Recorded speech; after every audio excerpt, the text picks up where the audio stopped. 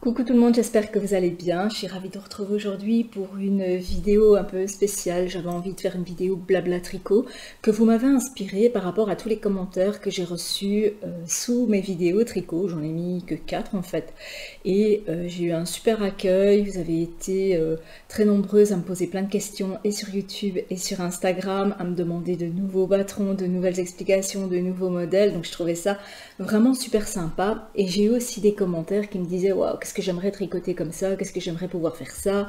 Et c'est ce que j'ai en fait très souvent dans la vie et c'est pour ça que j'avais envie de vous parler de mon parcours tricot, de vous montrer des projets, de vous montrer des choses aussi que j'ai réalisées, donc la tricoteuse que j'étais et la tricoteuse que je suis devenue, et vous montrer que rien n'est inaccessible en tricot. Alors le concept du podcast, vous ne connaissez peut-être pas, moi j'en regarde déjà depuis au moins 2 ans, des Canadiens, des Français maintenant aussi qui s'y mettent. J'adore Mimi Knit, donc Mimi avec un knit avec un K, donc Mimi tricote et elle m'a donné une nouvelle impulsion, elle m'a vraiment fait passer du tricot méditatif, du tricot vraiment pour me vider la tête, à un tricot beaucoup plus, j'ai envie de dire, artistique et de faire des réalisations qui me semblaient à la base inaccessibles. Et donc des patrons en anglais et tout, et qui aujourd'hui, depuis que je me suis lancée, je me suis dit waouh, en fait elle avait tout à fait raison. Et elle m'a vraiment donné cette impulsion de passer à l'acte. Alors ce patron du pull tube que j'ai mis sur YouTube, il est parti d'une discussion que j'avais eue avec ma sœur qui me disait oui, moi j'ai envie de tricoter, j'ai envie de passer à la réalisation d'un pull, j'en ai marre de faire des écharpes, je ne sais même pas faire de triangles, donner des formes spécifiques à un pull, et quand je vois les explications qui sont dans les livres de tricot que j'achète, ça me paraît super compliqué, je ne comprends rien. Donc moi aussi, quand je vous avoue que quand je regarde un pull que j'aime dans une revue, que ce soit Bureau de tricot, enfin peu importe la revue, quand je vois les explications, ben, c'est le genre de truc que j'ai pas envie de faire parce que commencer à suivre et à suivre et à suivre. Le soir, quand je rentre du travail, il est généralement 18h alors que je suis partie à 7h15, j'ai plus envie de commencer à suivre un patron, de me mettre dans mon fauteuil et de commencer à me concentrer là-dessus. Non, j'ai juste envie de faire du tricot méditatif, du tricot zéro cerveau, comme on dit, qui vraiment va me vider la tête. Et il m'est déjà arrivé de faire des choses et de les défaire et de les refaire et de les défaire juste pour avoir...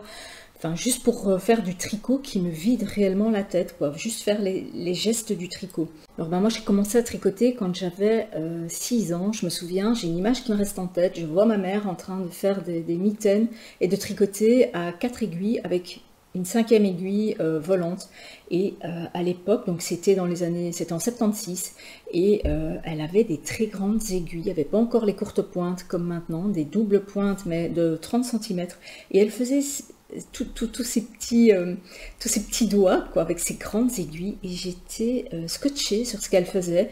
J'étais vraiment comme en hypnose, quoi. J'étais en admiration devant son travail, et je me suis dit à partir de là, je veux faire ça, je veux le faire. Donc ben, qu'est-ce qu'elle a fait? Elle m'a acheté une paire d'aiguilles de 20 cm en plastique vert et une pelote de laine qui n'avait rien à voir avec la dimension des aiguilles, et elle a commencé à m'apprendre à monter des points. Ça a été très vite, j'ai très vite acquis tout ce qu'elle me montrait, et j'ai fait une première écharpe, je devais avoir 7 ans, mais qui était tricotée hyper serrée, et qu'on ne savait pas retirer l'aiguille. Quand je rabattais les mailles, c'était super dur. En plus, ces aiguilles en plastique, elles n'allaient pas, quoi, parce qu'elles se pliaient, elles se tordaient tellement je tricotais serré. Donc après, bah, elle a bien voulu me prêter ses aiguilles, et j'ai réalisé mon premier pull en 83, donc j'avais 13 ans, un pull que j'avais dessiné moi-même en carré, que j'avais pris un modèle de pull qui m'allait, et j'avais tout simplement recopié le modèle, mais par contre au niveau des encolures ça me paraissait bizarre, donc c'est là que j'ai appris vraiment à diminuer avec l'aide de ma mère. Alors ma mère ne tricote pas, mais elle connaît toutes les techniques parce que elle adore se lancer des défis. Voilà, je vais faire ça, est-ce que j'y arrive? Ok, j'y suis arrivée, c'est bon, je passe à autre chose. Donc elle va jamais réaliser quelque chose, c'est plutôt quelqu'un qui va aller au fond des techniques, quoi. Et donc ben là j'ai fait mon premier pull avec une encolure ronde, mais sans emmanchure, quoi, avec comment, des manches tout à fait droites, mais déjà deux trapèzes, quoi. Et à partir de là, j'ai commencé à dessiner mes patrons. Donc tous les patrons que je mets sur YouTube, ce sont des choses que j'ai dessinées moi-même. Enfin, donc des choses simples hein, que je dessine moi-même et qui me permettent de faire du tricot méditatif où il ne faut pas commencer à trop réfléchir. Et donc je suis restée comme ça pendant très longtemps à rester sur mes acquis parce que personne ne tricotait dans mon entourage. Et tricoter à l'époque, c'était très mal vu. C'était ouais, t'es une mémère parce que tu tricotes. L'époque, fallait sortir, fallait. Moi, j'aimais bien passer mes dimanches après-midi à tricoter toute seule, alors que mes copines elles venaient me chercher. Ouais, viens, on va au cinéma, on va faire ci, on va faire ça. Et ben, ça, c'était un peu compliqué par rapport à l'image du tricot. Ensuite, j'ai commencé à travailler. Je suis rentrée dans le monde du travail en 91 et là, j'ai fait encore pas mal de tricots, mais que des choses simples. Mais par contre, les modèles que je trouvais dans les livres étaient franchement trop grands. Si vous voyez, moi j'ai vraiment une petite carrure, hein, vous me l'avez dit aussi dans les commentaires. Et enfin, je suis petite et j'ai pas une grosse ossature, donc tout m'allait trop grand. Alors je sais pas si vous imaginez, dans les années 90, la mode, elle était vraiment aux épaulettes, aux affaires vraiment hyper arches. Donc j'ai été obligée de dessiner des choses moi-même qui m'allaient par rapport à une largeur d'épaule que j'avais, et même pour ma largeur d'épaule, tout ce qu'on trouvait dans les livres, c'était beaucoup trop large, et comme je suis petite, ben, j'étais carrément perdue dans mes tricots, donc c'est ce qui m'a vraiment poussée à dessiner mes modèles. Et j'ai commencé à faire des pulls avec des emmanchures, comme celui-ci. Celui-ci, c'est un que j'ai réalisé il y a 2 ans, hein. C'est un pull tout simple, c'est un pull chaussette qui est fait en partant du bas vers le haut. C'est un pull qui est fait à plat, donc 4 morceaux, un pour l'arrière, un pour le devant, 2 manches, et ensuite je viens rajouter un col avec des aiguilles circulaires. Je l'ai réalisé avec de la laine donc de chez Filati, donc Lana Grossa Gomitolo Versione. Et j'ai pris 2 pelotes pour le réaliser. C'est juste dommage, ici j'avais pas assez pour faire le col un peu plus grand pour qu'il revienne vraiment sur l'encolure. Ici c'est un peu dommage. Et donc ça c'est un pull que j'ai dessiné aussi, qui est fait par rapport à ma carrure. Alors vous me demandez aussi pour mettre ce genre de pull, simplement moi je suis pas designer tricot, donc je sais pas, je vais le faire à ma taille. Mais si vous me dites, ben moi je fais taille 42, je connais pas les mensurations d'une taille 42, moi je le fais par rapport à ma longueur de bras. Donc c'est assez compliqué de pouvoir créer un modèle qui irait à tout le monde. Alors aujourd'hui, j'évite de tricoter à plat parce que si vous me suivez, enfin si vous avez vu ma vidéo tricot, j'aime pas coudre. J'aime pas coudre du tricot, j'aime pas coudre à la main. Coudre à la machine, ça ne me dérange pas, mais coudre à la main, je déteste ça. Et c'est comme ça que je me suis lancée dans le tricot circulaire et que j'ai commencé à regarder des podcasts pour avoir justement ce genre de technique. Alors ici, par exemple, bon, moi quand je rabats de façon souple, j'arrive à rabattre de façon souple des tricots tout simplement en rabattant une maille sur l'autre. Aujourd'hui j'ai appris plein d'autres techniques grâce à YouTube. Alors de mon temps il n'y avait pas YouTube, donc jusqu'à il y a je vais dire une bonne dizaine d'années, ben, j'ai tricoté de façon mécanique en restant sur mes acquis, et puis grâce à YouTube j'ai commencé à évoluer, à apprendre d'autres techniques, et j'ai évolué beaucoup plus en 2 ans qu'en 20 ans de tricot grâce à YouTube. Alors j'ai commencé à tricoter en circulaire, pourquoi? Parce que j'ai des douleurs à l'épaule, d'ailleurs c'est la dernière vidéo tricot avant un bon mois parce que je me fais opérer dans 2 jours de l'épaule. Je ne sais toujours pas faire tous les mouvements qu'il faut avec cette épaule-ci. Donc je vais subir une intervention chirurgicale. Mes douleurs n'ont rien à voir avec le tricot, simplement je ne savais plus tricoter avec des aiguilles droites. Donc je me suis mise au tricot circulaire tout simplement parce qu'on tricote sans bouger l'épaule, sans bouger les bras en fait. Et chose qui n'est pas négligeable, c'est qu'au tricot circulaire, il n'y a pas de couture, on commence son pull par le haut, on vient faire des augmentations, soit en yoke, donc yoke c'est toute cette partie, enfin je vais faire de l'autre main, toute cette partie-ci qu'on vient augmenter, suivant un patron, ou alors en raglan. Donc le raglan c'est quand on a 2 lignes ici et qu'on vient augmenter de chaque côté du raglan sur certains rangs, quoi. Et ça, j'ai trouvé ça vraiment génial. Après, on met ses manches en attente et enfin, je vais vous montrer, tiens, juste après dans mes projets. Donc ça a été vraiment une révélation. Et à partir de là, j'ai commencé à apprendre des techniques sur YouTube, comme par exemple le German Twisted Caston ou le Twisted German Caston, qui est un montage hyper élastique. D'ailleurs, maintenant, je ne fais plus que ça. J'ai appris à reprendre des mailles sans trou sous le bras quand on reprend sa manche. J'ai appris donc enfin les augmentations invisibles, je les connaissais déjà. J'ai appris aussi le rabattage élastique et il n'y a pas beaucoup de techniques à maîtriser pour pouvoir faire un pull soit en yoke soit en raglan de haut en bas, quoi, en top down, et pour moi c'est le plus facile à réaliser. Alors j'entends déjà dans les commentaires, ouais, ce serait bien que tu nous mettes un pull top-down comme tu as fait pour le pull tube de A à Z, avec toutes les techniques, avec tout ce qu'il faut savoir. Simplement, ces pulls-là, je ne les dessine pas. Il y a des gens qui font ça super bien sur Ravelry. Donc Ravelry, c'est un logiciel tricot gratuit sur lequel on s'inscrit et il y a des designers qui mettent des pulls. Alors il y a différents degrés, hein. Hyper débutant, moyen et avancé. Vous pouvez aussi trouver toute une bibliothèque de points à apprendre. Vous pouvez aussi trouver des modèles qui sont faits par type de laine. Vous pouvez vraiment tout chercher. Et Ravelry, jusqu'à il y a 2 ans, j'y allais pas trop parce que j'aimais pas le design du site. Et depuis qu'ils ont changé, qu'ils ont fait ça beaucoup plus user-friendly, beaucoup plus intuitif, ben là, depuis ce temps-là, j'y suis tout le temps. J'ai acheté plein de patrons et tout simplement parce que ce sont des gens qui s'y connaissent vraiment en design, qui savent que pour une taille 38, c'est telle mensuration, pour une taille 36, c'est ça, mais pour une taille 46, ce modèle doit être adapté de telle façon et pas juste agrandi, quoi. Donc ça, je trouve ça vraiment génial. Et pour le moment, les pulls que j'ai fait et qui viennent de patrons que j'ai achetés sur Ravelry, j'ai jamais eu de soucis. Alors grâce à Mimi, maintenant je les prends aussi en anglais et c'est vrai que une fois qu'on a appris la nomenclature des points, en fait il faut apprendre, il y a un lexique et il faut apprendre que SSK c'est slip, slip, knit, qui veut dire glisse, glisse, tricote pour faire les diminutions. Donc à partir du moment où on a appris toute cette nomenclature, et ça on peut la trouver sur YouTube, il suffit juste de taper, tiens, c'est quoi SSK en tricot, ben, vous allez directement trouver, vous assimilez, et après, ça n'a plus de secret pour vous. Et voilà quoi, comment j'ai évolué vraiment très vite. Alors, ben, au niveau... je voulais quand même vous montrer quelques réalisations que j'avais fait vraiment avant de commencer les pulls circulaires. C'est les mitaines. Je m'amusais à... Je mets toute main parce que l'autre, j'arrive pas à bien la bouger. Je m'amusais à tricoter avec des petites aiguilles et tous des bouts de laine en circulaire.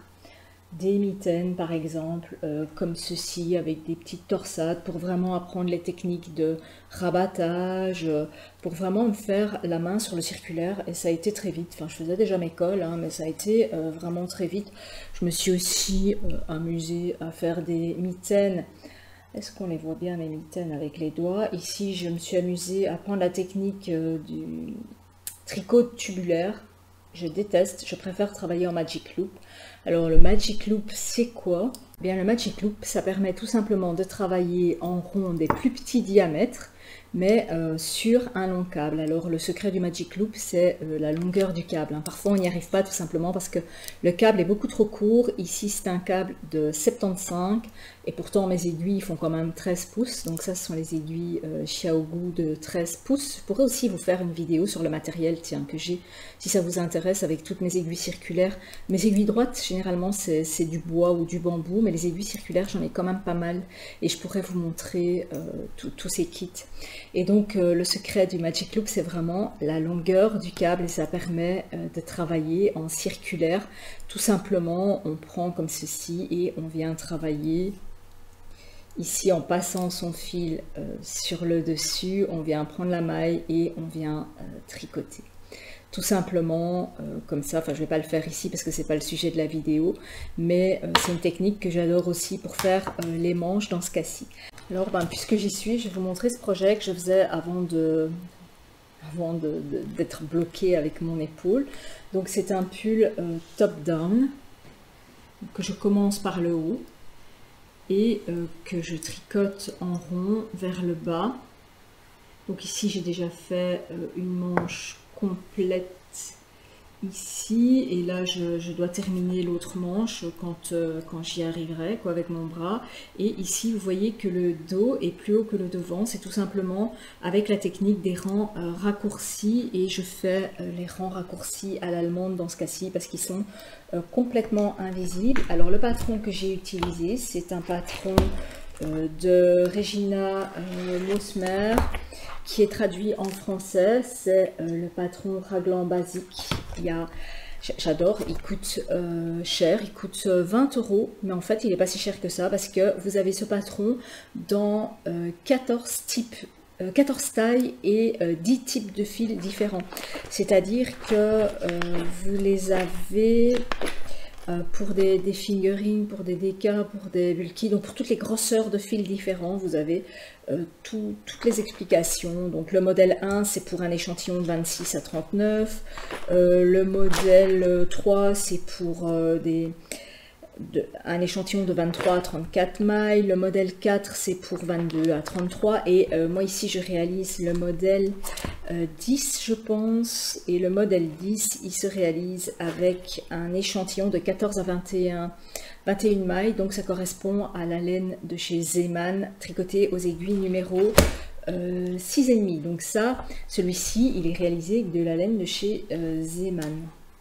Alors j'en ai commencé un autre avec une laine de chez Filati, donc Lana Grossa, et ici vous allez peut-être mieux comprendre en fait. Alors en fait je démarre en montant des mailles à l'allemande pour que ce soit bien élastique. Ça a l'air tout petit, mais en fait c'est super élastique. Ensuite je viens, quand c'est fini, je viens faire un tour et je place mes marqueurs. Donc ici on voit qu'on a la manche, et là on voit qu'on a la manche, et on voit aussi grâce à mes rangs raccourcis que le dos, je vais peut-être le mettre comme ça, le dos est plus grand que le devant. Donc pour les rangs raccourcis on part du milieu et on commence à tricoter comme ça, et après on revient, on va un peu plus loin, on revient, et comme ça va donner vraiment une profondeur au niveau du dos. Et quand on replie son travail, eh bien, on a vraiment le dos qui est plus haut que le devant, et le pull tombe super bien. Alors, ce que je pourrais peut-être faire quand j'irai mieux, c'est en réaliser un, pas vous donner les mensurations, le nombre de mailles, tout ce qu'il faut, parce que ça, pour ça, vous devez acheter le patron, hein. Ce sont des patrons qui sont payants, donc on ne va pas voler le travail de quelqu'un. Et par contre, je pourrais vous montrer, quand je commence, je fais telle technique, la technique du German Twisted Caston, et je vous montrerai comment monter les mailles. Ensuite je vous montrerai comment on sépare, comment on fait les augmentations, comment on sépare les manches. Je ne vous donnerai pas les dimensions exactes, mais je pourrais vous montrer toutes les techniques de ce pull raglan ou des yokes. Alors les yokes, j'en ai réalisé un ici, c'est un de Camille Avad que j'ai trouvé aussi, un modèle sur Ravelry aussi, hein. Sur Ravelry, il y en a même des gratuits, hein, si vous voulez vous lancer. Il y a aussi, je pense que le Metropolis, c'est un modèle top-down qui est gratuit si vous voulez vraiment vous entraîner avec celui-là. Il n'y a pas de souci, il est gratuit et il est avec de la laine un peu plus épaisse, il me semble. Enfin, il faut toujours se repérer à l'échantillon, il faut vraiment que votre échantillon corresponde à l'échantillon du patron. Alors celui-ci, c'est un yoke, donc il n'y a pas d'augmentation raglan. Toutes les augmentations sont faites, sont perdues en fait, se font à des endroits très précis dans le patron. Donc celui-ci, il est terminé. C'est une laine de chez Zeeman et de chez Fildar. J'ai mixé les deux. C'est la Feel Light de chez Fildar. Simplement, regardez le pull et regardez-moi. En fait, j'ai fait la taille S avec une aisance de 10 cm. Alors, aisance de 10 cm, ça veut dire qu'il y a 10 cm en plus que mon tour de poitrine. Et comme le pull est grand, enfin est gros plutôt, il est beaucoup trop grand pour moi, que j'aurais dû faire le XS avec à peine 3 cm d'aisance. Parce que pour moi, dès que je le mets, je suis perdue dedans, quoi. Je suis vraiment perdue dedans. Donc ce pull en taille S avec 10 cm d'aisance, il est un peu trop grand. C'est un peu dommage, c'est pas grave, hein, je vais Je vais le donner à ma belle-fille qui est beaucoup plus grande que moi et elle ne sera pas perdue dedans. Alors un autre aussi que j'ai fait, ça c'est le tout premier que j'ai fait en alpaga 100% avec la laine de Drops. Et celui-ci, je l'ai fait, ça fait déjà un petit temps que je l'ai fait sans aucune technique. J'ai pas fait de colle de colle élastique et j'ai vraiment fait tout simplement un raglan hyper basique et je le mets tout le temps, tout le temps, tout le temps. Alors la laine, il suffit juste après de la raser quand elle a fait ses petites bouloches là.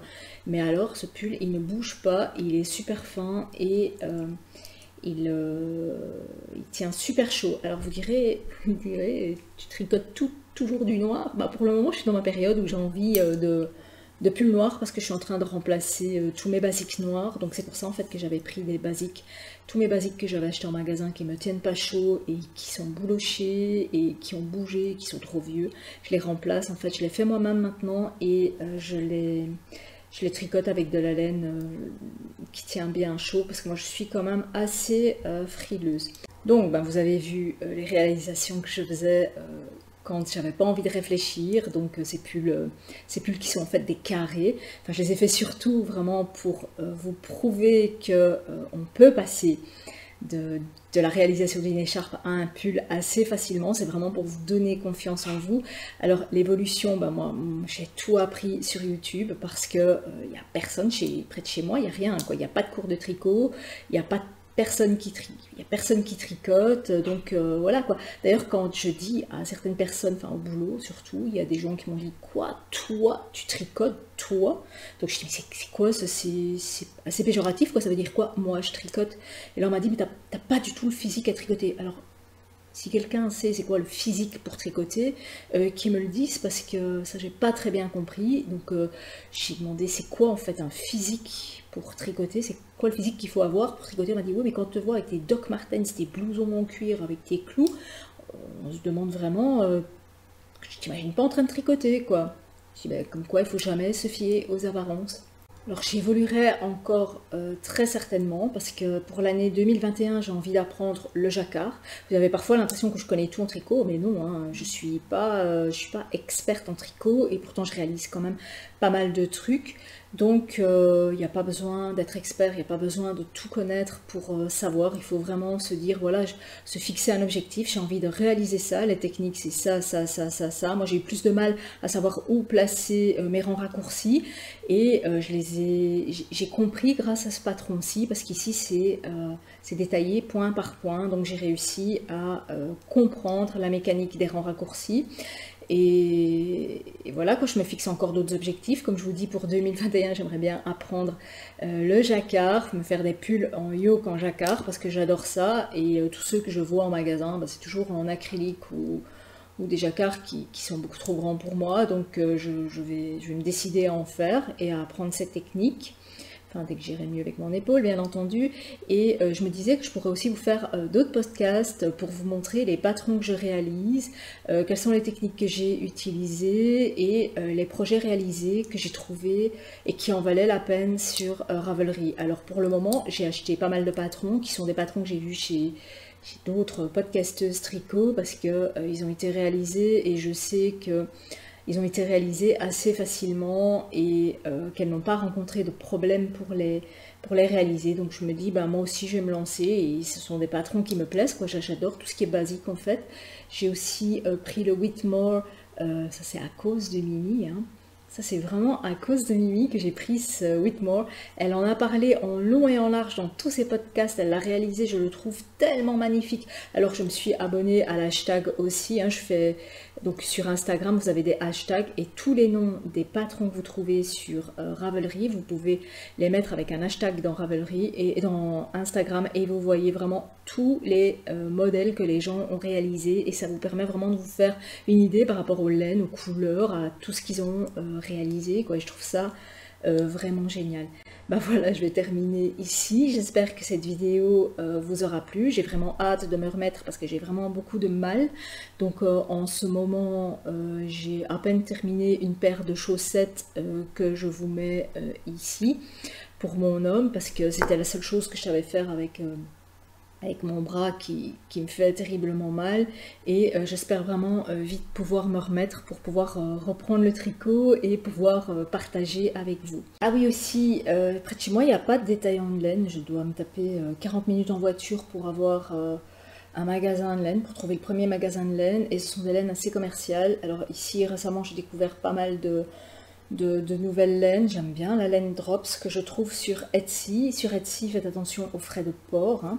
Donc j'attends ces laines-là, je pourrais vous les montrer aussi parce que j'ai envie maintenant de aussi faire des choses beaucoup plus vaporeuses, beaucoup plus légères avec du mohair. C'est la tendance d'il y a quelques années maintenant, et moi j'avais, enfin, le mohair que j'avais trouvé, il me grattait vraiment, donc j'ai défait tout ce que j'ai fait avec, et j'en ai recommandé d'autres, un silk mohair et soie de chez Drops sur Etsy, et ça je pourrais aussi vous montrer en fait. Donc voilà, bah, j'espère que ça vous aura plu, que ça vous aura permis de prendre confiance en vous et de vous dire que rien n'est irréalisable et qu'on peut y arriver. Le tout, c'est vraiment de le vouloir, c'est la détermination qu'on a pour la réalisation, pour arriver à son but. Et à partir de là, vous verrez que vous arriverez à vraiment tout concrétiser. Voilà, je vous dis à très bientôt pour de prochaines vidéos. Ciao!